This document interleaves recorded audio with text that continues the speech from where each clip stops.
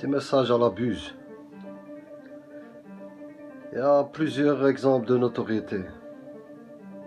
Je vais commencer par la pire, le bad buzz, en langue de Shakespeare.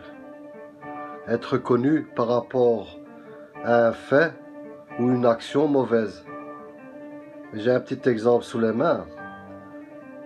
Un voleur de sadaqa, connu parce qu'il a détourné et mis dans sa poche des dons qui étaient destinés à des malheureux.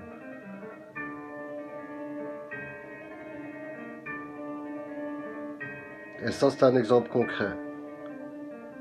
Et dans ce cas, c'est la haine et du dégoût vis-à-vis de la pseudo-star.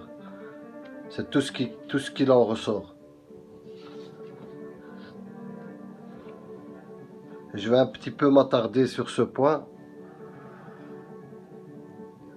car tout ce que cette pseudo-star apporte à ses souteneurs, c'est de l'humilité, de l'humiliation, pardon, humilité, et de la descente de 7 étages dans l'estime de toute personne normalement constituée.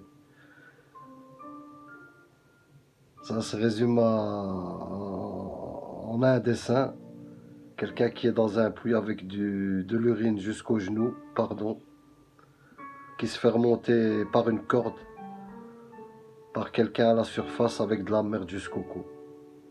En bref, autant rester dans le puits, comprendra qui voudra.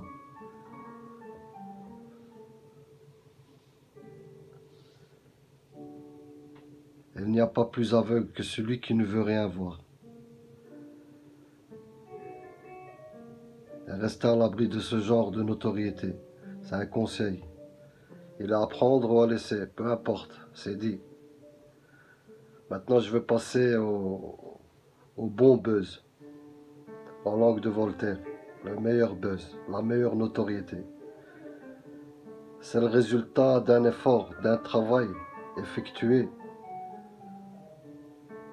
d'une entraide faite avec des preuves, d'un acte héroïque que bien souvent les personnes qui font ces efforts ne se montrent pas, ne veulent pas se montrer. Et quand bien même ils mettent quelqu'un sur l'étrier, la personne qui a été mise sur l'étrier, elle ne peut que avoir du positif pour son avenir.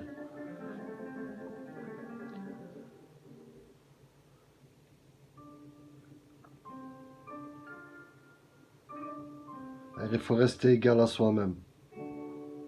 Les talents, ça se compte par millions. Continuez vos efforts. Bravo à vous ceux qui restent normaux, qui n'entendent rien.